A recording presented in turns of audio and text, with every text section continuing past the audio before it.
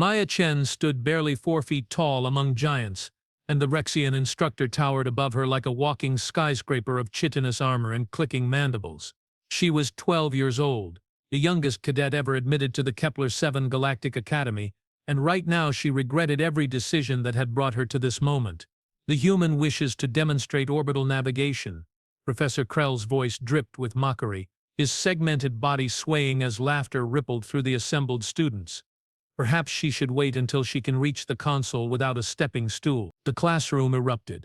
300 alien cadets from 40 different species, all between the ages of 16 and 20 by galactic standard measurement, howled their amusement.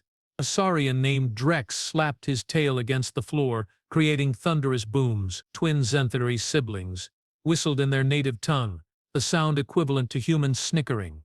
Maya kept her face neutral, though her hands trembled slightly. She had been here 3 weeks. 3 weeks of being shoved aside in corridors. 3 weeks of watching her seat get mysteriously occupied before she arrived. 3 weeks of whispered insults in languages she was still learning to understand. "I can reach the console just fine, Professor," she said, her voice steady despite her racing heart. "And I can execute a Hoffman transfer orbit calculation faster than anyone in this room." The laughter intensified. A gelatinous plorvian named Gorsh literally vibrated with mirth, sending ripples across his translucent body. "Then prove it," Grell said, gesturing toward the holographic navigation station. "Show us the legendary human arrogance in action. Calculate a transfer from Kepler-7 to the Andromeda Relay Station. You have 5 minutes. The current record is 4 minutes and 32 seconds, held by Cadet Drex." The massive saurian stood, flexing his clawed arms. "Good luck, little mammal. Try not to cry when you fail." Maya approached the console. The holographic interface blazed to life, showing the current position of Kepler-7 station, the destination coordinates, and a dizzying array of gravitational variables from nearby stellar bodies. Her fingers flew across the haptic controls, and she felt the familiar calm settle over her mind like a comfortable blanket. Numbers and trajectories materialized in the air.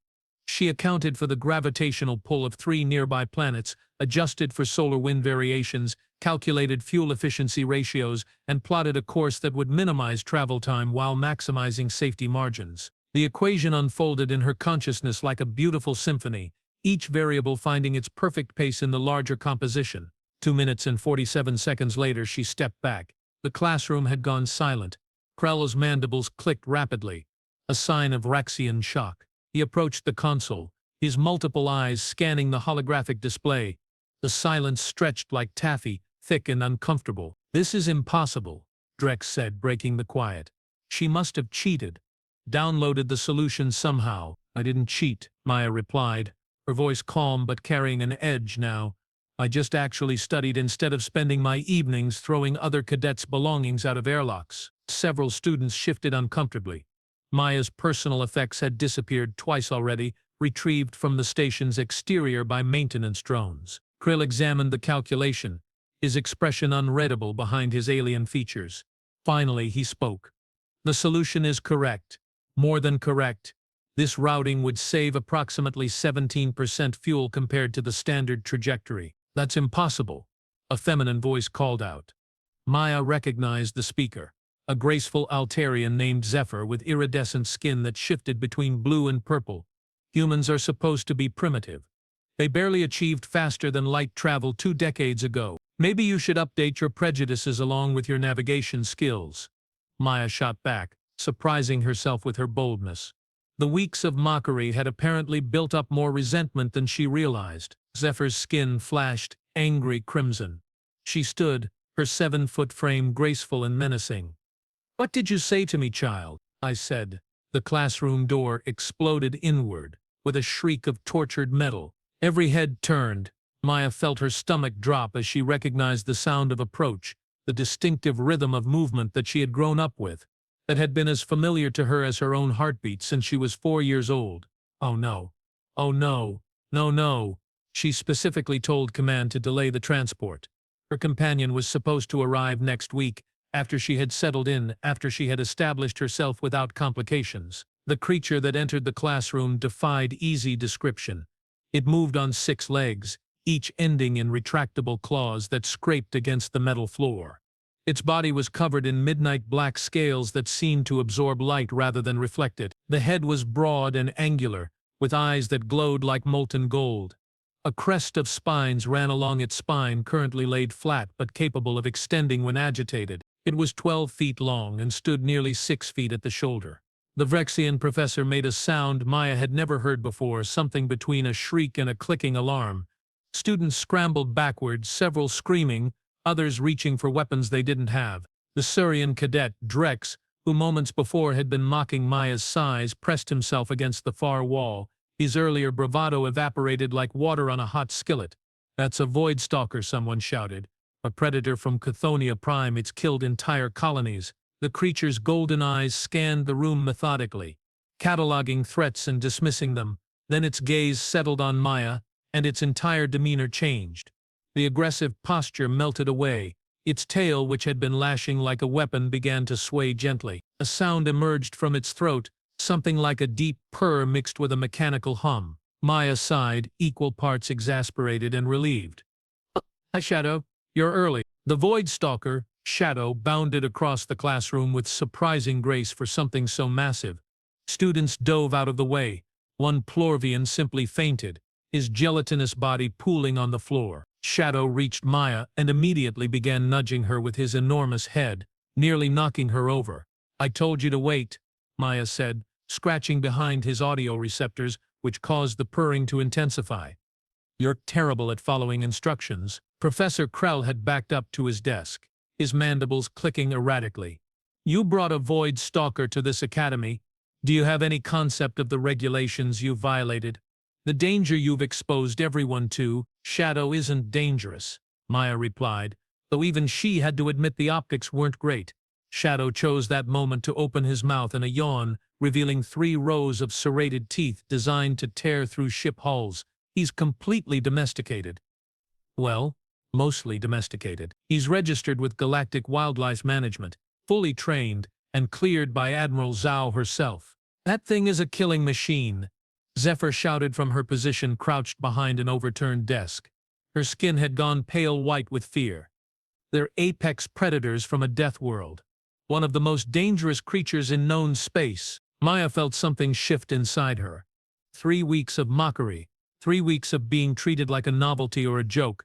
3 weeks of watching these older, larger, supposedly superior aliens treat her like she didn't belong here. The anger she had been carefully containing began to leak through the cracks in her composure. "You want to talk about death worlds?" Her voice came out cold, harder than she intended. "Earth has 16 different species that can kill you within minutes. We evolved alongside predators that make Shadow look cuddly.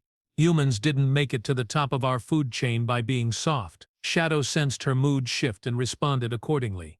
His spines extended, creating a ridge of menacing points along his back. His purr transformed into a low growl that vibrated through the floor. He didn't threaten anyone specifically, but his presence suddenly seemed to fill the entire room. "We submitted every required form," Maya continued, her voice steady.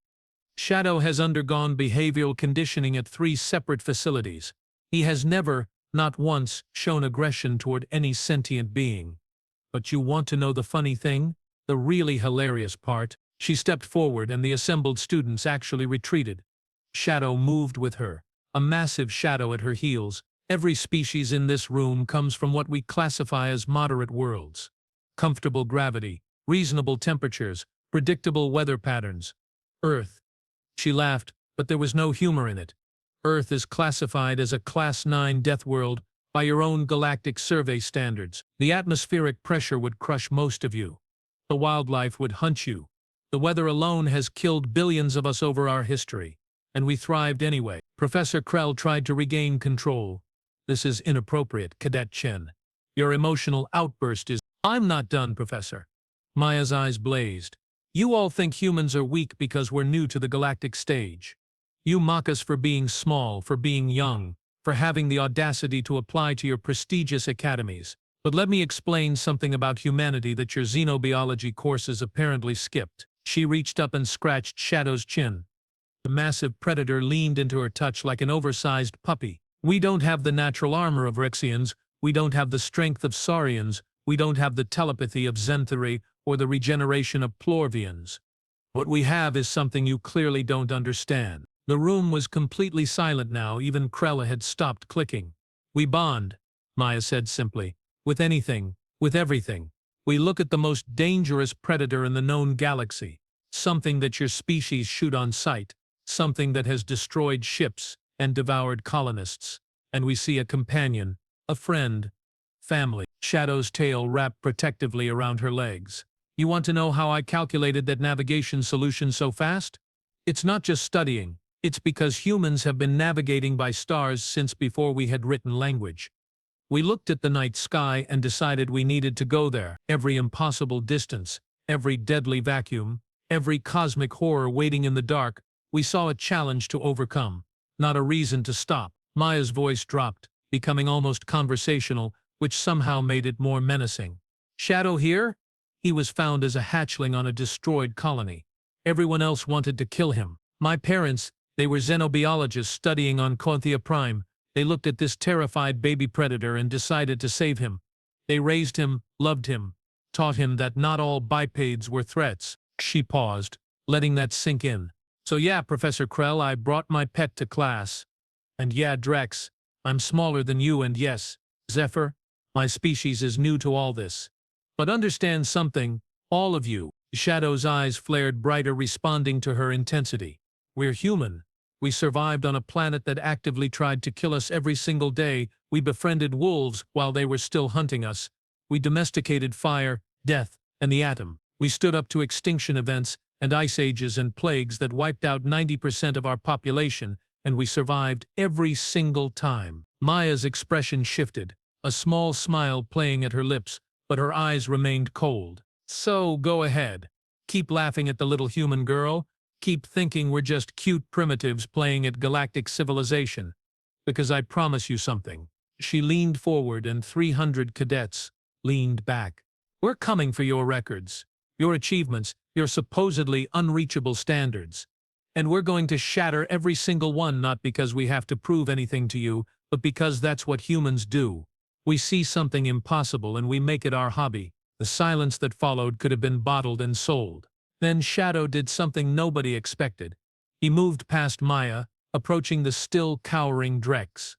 The massive Saurian whimpered, pressing himself flatter against the wall. Shadow sniffed him once, then opened his mouth. Everyone tensed.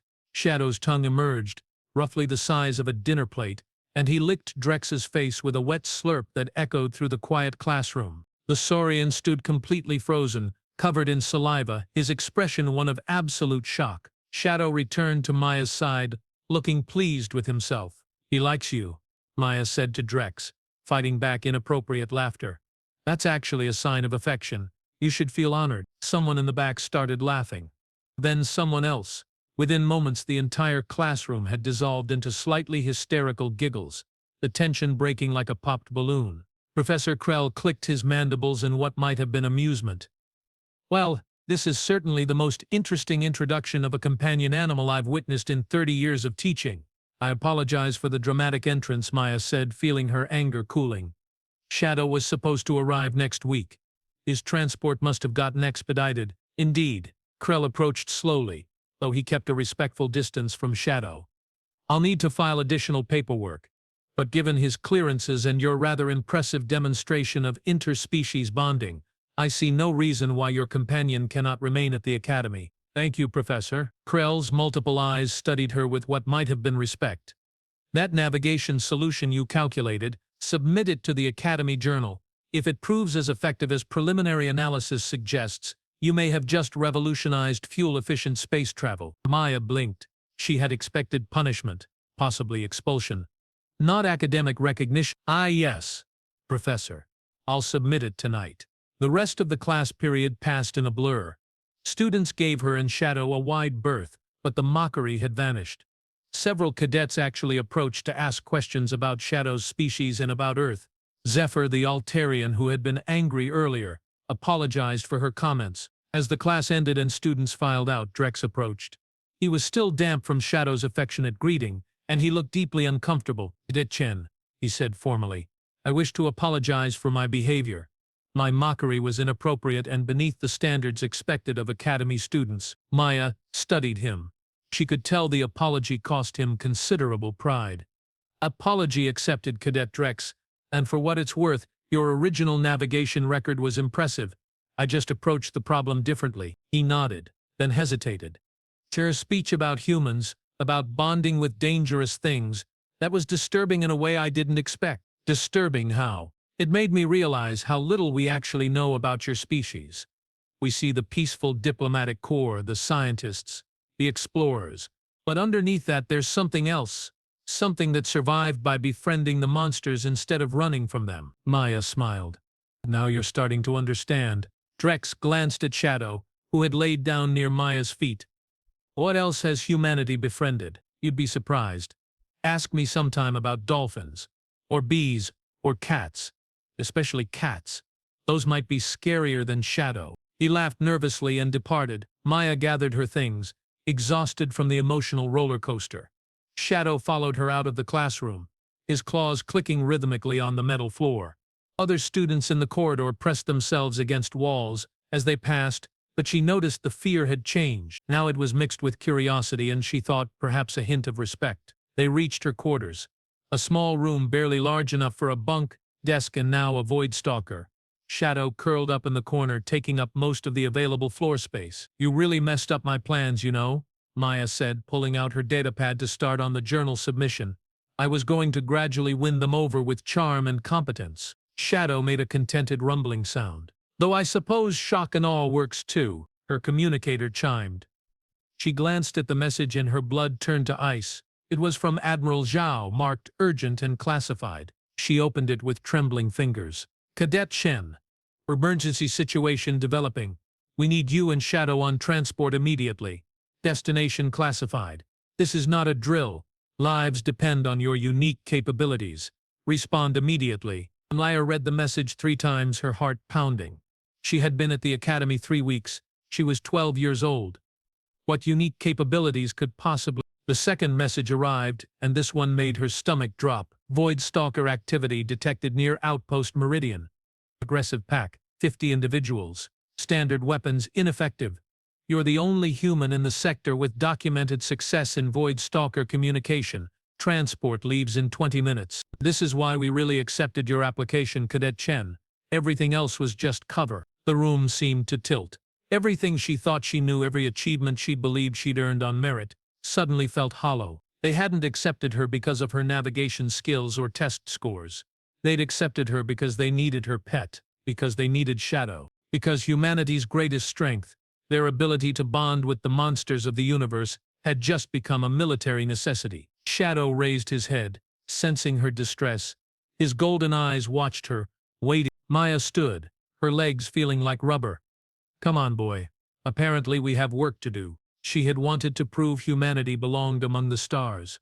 She just never imagined her first real test would involve facing down 50 of Shadow's wild cousins, or that everything she'd accomplished so far had been carefully orchestrated manipulation. The door to her quarters slid open.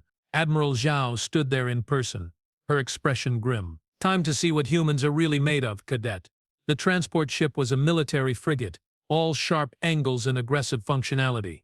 Maya sat in the jump seat, harness digging into her shoulders, Shadow taking up 3 normal seating spaces beside her. Across from her, Admiral Zhao reviewed tactical displays on a holographic screen, her weathered face illuminated by the blue glow. You lied to me, Maya said. Her voice came out steadier than she felt. Zhao didn't look up from her display. I omitted certain truths. In military terms, there's a distinction. You used me. Used Shadow. The whole acceptance to the Academy was just recognizing a valuable asset and putting it where it could do the most good. Now Zhao did meet her eyes. You're angry. That's fair.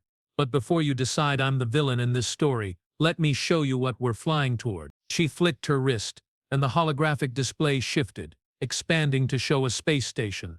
Outpost Meridian, according to the designation. It looked like most frontier stations. Modular construction, defensive arrays, atmospheric shields glowing faintly in the void, except this one was under siege. The image zoomed in, and Maya's breath caught.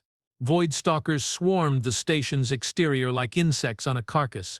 They clung to hull plating, tore through defensive turrets, and poured through breached sections. The creatures moved with coordinated precision, their black scales making them nearly invisible against space until they moved. "How many people on that station?" Maya asked quietly. 3,216 souls. Researchers, families, children. Zhao's voice remained level, professional, but Maya detected the strain beneath. "The Void Stalker pack appeared 6 hours ago. They breached outer defenses in 20 minutes. Our fleet can't engage without destroying the station. The creatures are too close to critical infrastructure." "Why are they attacking?" "Shadow's species are predators, but they hunt individual prey. They don't organize like this." That's what the researchers on Meridian were trying to determine. Zhao pulled up another image, this one showing scientific equipment and strange crystalline structures. They discovered something in the nearby asteroid field, some kind of nest, but different. Organized. The working theory is that Void Stalkers aren't just animals. They might be significantly more intelligent than we believe. Shadow stirred beside Maya, making a low sound she had never heard him produce before. It wasn't threatening, exactly, but it wasn't comfortable either. "And you think I can stop 50 of them because I have one domesticated Void Stalker?" Maya couldn't keep the skepticism from her voice. "That's insane. I think you can communicate with them because you understand them in ways our xenobiologists never could." Zhao leaned forward.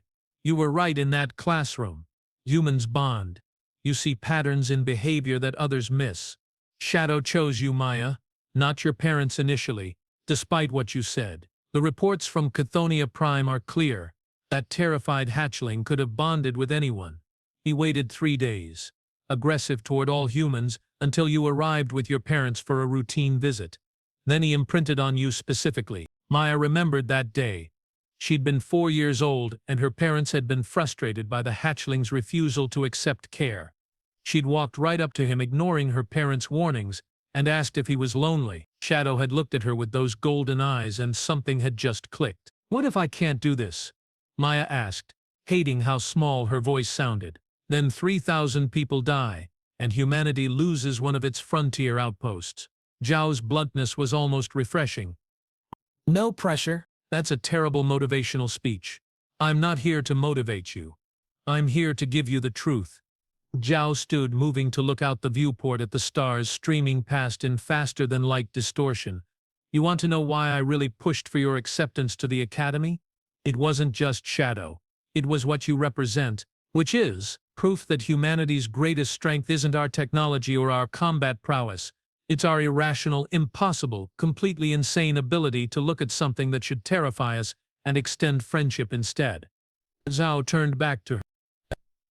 "Every other species in the galaxy sees Void Stalkers as monsters to be exterminated. You see Shadow as family. That's not manipulation. Maya, that's the most human thing imaginable." The ship's intercom crackled. "Admiral, approaching Outpost Meridian. Dropping from FTL in 90 seconds. Zhao moved back to her seat, strapping in. "Get ready." The station's maintaining minimal communications, but the situation is deteriorating rapidly. We're going in through the emergency docking port on the science wing. It's the furthest point from the main breach. Maya checked Shadow's harness, the special military-grade restraints designed for creatures his size.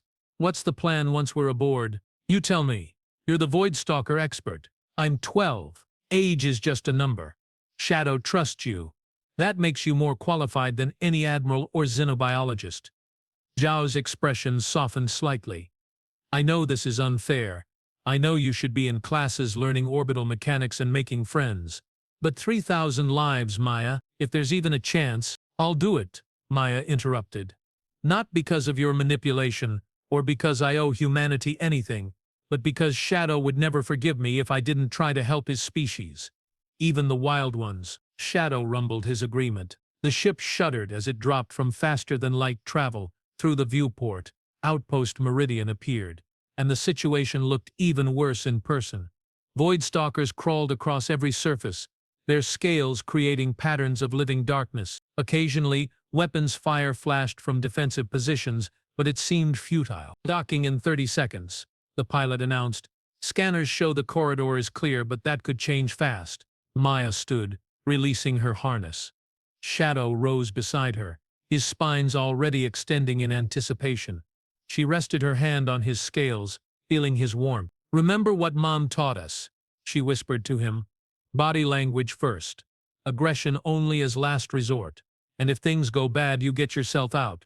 Promise me." Shadow licked her hand, which she took as agreement. The docking clamps engaged with a metallic clang. The airlock began its cycling sequence. Admiral Zhao stood beside Maya, a plasma rifle in her hands. "I'll be right behind you. My people will establish a perimeter. But this is your show, cadet." The airlock door opened, revealing the corridor beyond. Emergency lighting cast everything in red. The sound that reached them made Maya's skin prickle, scraping, clicking, and something that might have been communication but in a frequency that hurt human ears. Shadow stepped through first, his posture alert but not aggressive. Maya followed, her heart hammering. The corridors stretched ahead, showing signs of violence. Claw marks scored the walls. Dark stains that she tried not to identify marked the floor. They moved deeper into the station. Shadow led, his senses far superior to hers. Maya watched his body language, saw when his spines laid flat, indicating no immediate threat, when they rose slightly, suggesting caution. It was a dance they'd perfected over 8 years together. They rounded a corner and found the first survivors. A group of researchers and their families, huddled in a reinforced laboratory. Their faces showed terror, exhaustion, and something else when they saw Maya and Shadow, confusion. "You brought another one?" A Drexian scientist demanded, his voice breaking. "Are you insane?" "Shadow's different," Maya said firmly. "Where's the main pack?" A human woman, her arm bandaged and her eyes hollow with shock, pointed toward the station's central hub. "They're massed in the observation dome. Dozens of them. They're not attacking anymore, just waiting. Watching something in space through the viewports." That stopped Maya cold. "Watching what?" "We don't know. Whatever it is, they're fixated on it." Maya exchanged glances with Admiral Zhao. "That's not normal predator behavior." "Nothing about this is normal," Zhao replied. "Can you reach the observation dome?" "Only one way to find out." Maya turned to Shadow. "Ready to meet your cousins?" They left the survivors and continued deeper. The station's interior showed increasing damage. Void stalkers had torn through bulkheads, ripped apart machinery, carved tunnels through previously solid walls. But as the human survivor had described, the destruction seemed purposeful, directed. They were clearing paths to somewhere specific. The observation dome. As they approached, the sounds intensified.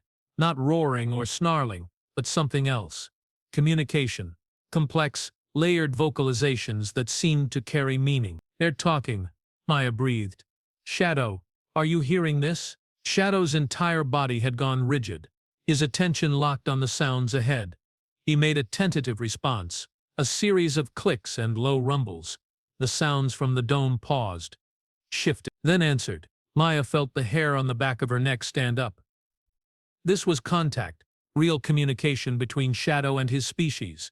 She'd dreamed of this moment, but never under these circumstances. "Stay here," she told Admiral Zhao. "If I'm right about this, having more humans present will make things worse. Maya, trust me, please." Zhao nodded reluctantly, taking up a defensive position with her soldiers. Maya and Shadow entered the observation dome. The sight that greeted them belonged in nightmares. 50 void stalkers filled the massive space, their bodies creating a sea of living darkness. Golden eyes turned toward the newcomers, 50 pairs of predatory intelligence locking onto the small human girl and her lone companion. Shadow's spines extended fully, making him appear larger, but he didn't attack, didn't threaten. Instead, he vocalized a complex series of sounds that Maya had never heard from him before. The pack responded, not with aggression, but with what seemed like curiosity. The nearest void stalker approached, easily twice Shadow's size, its scales scarred from countless battles. It stopped 5 feet away, head, studying. Alice forced herself to remain still, even as every instinct screamed at her to run. She'd raised Shadow on trust and patience. Now she had to trust that those same principles would work with his wild kin. The scarred void stalker made a sound, questioning. Shadow responded, his tail swishing in what Maya recognized as his explaining gesture. He always moved that way when trying to communicate something complex. The scarred one's attention shifted to Maya, Its golden eyes seemed to look through her, cataloging, analyzing. Then it did something unprecedented. It sat, like a trained pet. It lowered its body and sat watching her expectantly. Maya's mind raced. You're waiting for something. You came here for a reason, and it's not just hunting. She turned to look where all the void stalkers had been focused before her arrival. Through the dome's transparent aluminum, space stretched endlessly. Stars, nebulae, the usual cosmic vista. But there, in the middle distance, something moved. A ship, massive, organic-looking, its hull covered in the same dark scales as the void stalkers. It pulsed with bioluminescent light, alive in a way that no normal spacecraft should be. Oh, Maya whispered, understanding flooding through her. You're not attacking, you're trying to reach that. But the station's in the way. She looked at Shadow, then at the assembled pack, 49 wild predators and 1 domesticated protector, all waiting for her to do something. This is insane, she muttered, pulling out her communicator. Admiral Zhao, I need you to not shoot me for what I'm about to suggest. I'm listening, Cadet. The Void Stalkers aren't besieging the station. They're responding to something calling them. That ship out there, I think it's their origin point. Their home. And we built Outpost Myrner directly in their migration route. Silence on the comm for several heartbeats. You're saying this is a territorial dispute? I'm saying we accidentally built a research station in the middle of their highway. Maya looked at the scarred Void Stalker who still sat patiently. They've been trying to move through, not attack. The casualties happened because we interpreted their attempts to pass as aggression. That's a hell of a theory based on sitting behavior and a distant ship. Do you have a better explanation for why 50 apex predators are sitting quietly in an observation dome instead of eating everyone? Another pause. What do you propose?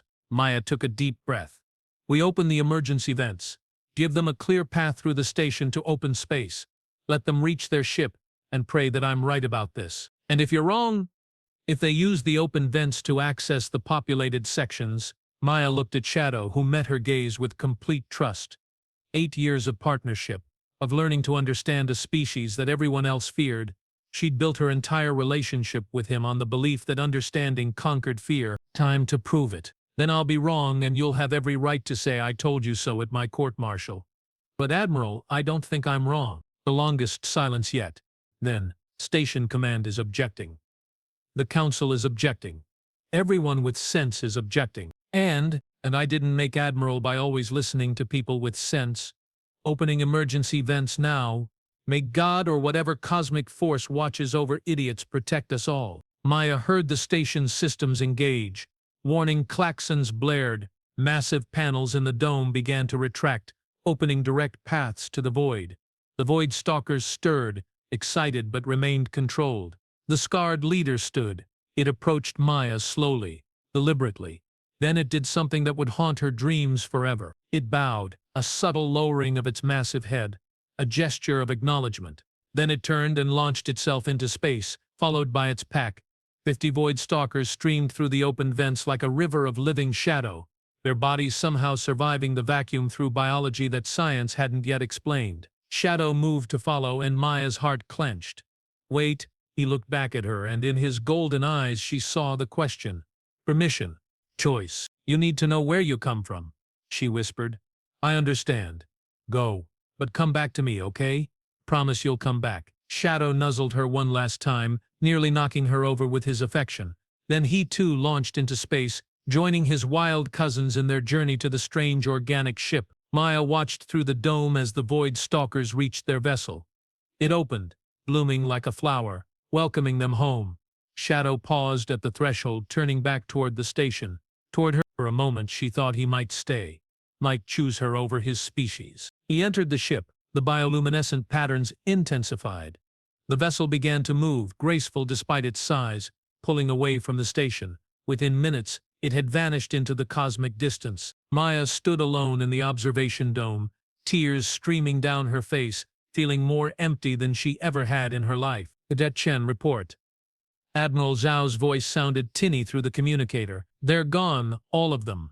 No casualties during departure. And Shadow chose to leave. Her voice broke on the last word. Admiral Zhao entered the dome, her expression sympathetic. I'm sorry. I know what he meant to you. Means, Maya corrected, wiping her eyes angrily. He's not dead. He just made a choice you gave him the freedom to make. Zhao stood beside her, looking out at the stars. That's incredibly human of you. What happens now? Do I go back to the academy? Was that the mission? Keep me around until you needed Shadow? The mission was to save those 3,000 people, which you did. Zhao turned to face her. What happens now is up to you.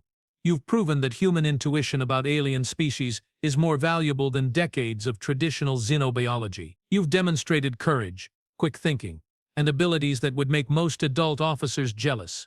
The academy is yours if you want it, and if I don't, then we find another path. But Maya, understand something. What you did today changes everything. Every species in the galaxy saw Void Stalkers as mindless predators. You proved they're intelligent, possibly more intelligent than we imagined. You opened diplomatic channels with a species through pure empathy. That's unprecedented. Maya looked at the empty space where Shadow had vanished. I just lost my best friend. Maybe. Or maybe you gave him the chance to become something more. The next 3 weeks passed in a blur. Outpost Meridian underwent repairs.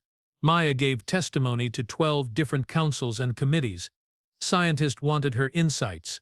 Military strategists wanted her techniques. The media wanted interviews. She returned to the academy, but everything had changed. Students approached her with genuine respect now. Professors sought her opinions. Even Professor Krell admitted that human xenobiology might have value beyond what traditional teaching covered. But her quarters felt empty without Shadow's massive presence. The nightmares started on the 4th week. Dreams of Shadow lost in space. Dreams of the pack turning on him. Dreams where her choice had condemned him to rejection by both humans and his own species. She was coming back from class when she heard the commotion. Students running through the corridors, excited voices shouting. She pushed through the crowd, her heart pounding, not daring to hope. The academy's main hangar had its doors open, and there, silhouetted against the stars, stood Shadow. He'd grown, at least 2 feet taller, his scales darker and more lustrous, his spines more prominent. But his golden eyes remained the same, and when he saw Maya, he bounded forward with the same enthusiasm as always. She ran to meet him, and they collided in a tangle of scales and tears and laughter. Shadow's purring rumbled through the deck plating, loud enough to shake the hangar. You came back, Maya sobbed into his scales. You actually came back. Shadow pulled back slightly and dropped something at her feet. A crystalline structure roughly the size of a soccer ball covered in bioluminescent patterns that pulsed rhythmically. Maya picked it up, confused. What is this? Admiral Zhao emerged from the crowd, her eyes wide. It's a communication device. Void Stalker technology. We've never seen anything like it before. As if in response to Maya's touch, the device activated. Holographic images appeared, showing the organic ship, showing Shadow among his pack, showing what looked like a vast civilization of Void Stalkers, and showing an invitation. Not in words, but in concepts that translated directly to her mind through the device. The Void Stalkers wanted to establish contact, to share knowledge, to open diplomatic relations with the Galactic Assembly. And they wanted Maya Chen, the human who understood them, to be their first ambassador. They chose you, Zhao said softly, because you chose to trust them first. Maya looked at Shadow, who watched her with obvious pride. Did you tell them about me? Did you explain? Shadow made a complex series of vocalizations, and somehow, through their bond and the device, she understood. He'd told them everything. About the little human girl who found a scared hatchling and chose love over fear. About the species that bonded with monsters and called them family. About humanity's insane, impossible, completely wonderful ability to extend friendship to the things that should terrify them. So what do you say, Cadet? Admiral Zhao smiled, ready to represent humanity to an entirely new species. Maya looked around at the assembled students and faculty, at Professor Krell, whose clicking mandibles now seemed approving, at Drex, who stood with respect instead of mockery, at Zephyr, whose skin shone with colors of admiration. Then she looked at Shadow, her companion, her friend, her impossible bond that had changed the galaxy's understanding of an entire species. I'm 12 years old, she said. I still have homework due tomorrow, and there's a navigation exam next week that I need to study for. Everyone laughed. But yeah, Maya continued, scratching Shadow's chin in their familiar gesture. I'm ready, because that's what humans do, right? We see the impossible and decide to make it our hobby. She picked up the communication device. feeling its warmth, its potential. 3,000 lives saved. A species revealed as intelligent rather than monstrous. Diplomatic channels opened through empathy rather than weapons. And all because a little human girl refused to see monsters where everyone else did. "Let's go meet your family properly," she told Shadow. "And maybe teach the galaxy a thing or two about friendship along the way." Shadow's purr intensified, and through the device she felt the response from the distant Void Stalker vessel. Welcome, gratitude, hope. The galaxy would never be quite the same, and the little human girl they'd laughed at in class. She'd just proven that humanity's greatest strength wasn't their technology or their combat skills. It was their irrational, beautiful, absolutely insane ability to look at the monster under the bed and ask if it wanted to be friends. Maya Chen smiled, resting her hand on Shadow's scales, and walked forward into a future nobody could have predicted. Because she was human. And humans didn't just survive among the stars, they thrived by befriending them.